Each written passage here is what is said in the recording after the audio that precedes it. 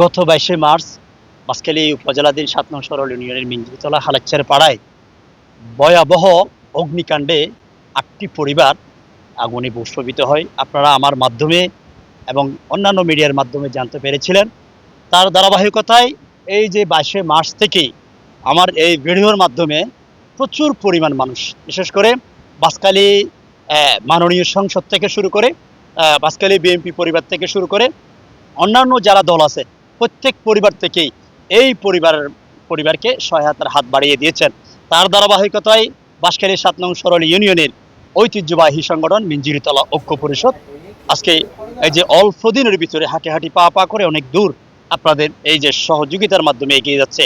আমরা এই পরিবারের পাশে দাঁড়িয়েছি।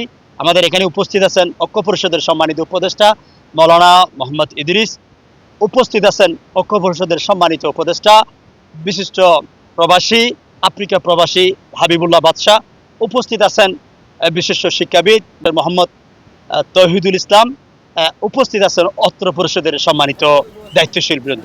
বিশেষ করে যে সহযোগিতাটা পেয়েছিলাম বাঁশখালী চেচুরিয়া এসকেবি কমিউনিটি সেন্টারের সম্মানিত মালিক হাজি আবু সালেক থেকে সহযোগিতা পেয়েছি মিঞ্জিতলা ঐক্য পরিষদের সম্মানিত উপদেষ্টা হাবিবুল্লাহ বাদশাহ থেকে, ঐক্য পরিষদের সম্মানিত উপদেষ্টা আব্দুর রহিম পুষ্পবিতান, কামাল উদ্দিন সওদাগর সহ অসংখ্য, বিশেষ করে মাহবুবুল আলম শিকদার, সৌদি প্রবাসী মোহাম্মদ ইউনুস, মোহাম্মদ ইদ্রিস, প্রবাসী মোহাম্মদ জামাল উদ্দিন, জামাল খলিফা সহ আমরা আরও সহযোগিতা পেয়েছি।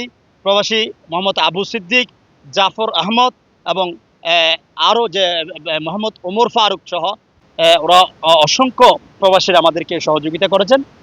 সবাইকে আমি মিঞ্জিরিতলা ঐক্য পরিষদের পক্ষ থেকে উদাত্ত আহ্বান জানাচ্ছি, এই যে অতীতের মতো আপনারা ভবিষ্যতেও আমাদের সাথে থাকবেন বলে এই আশা ব্যক্ত করছি। আসসালামু আলাইকুম ওয়া রাহমাতুল্লাহ।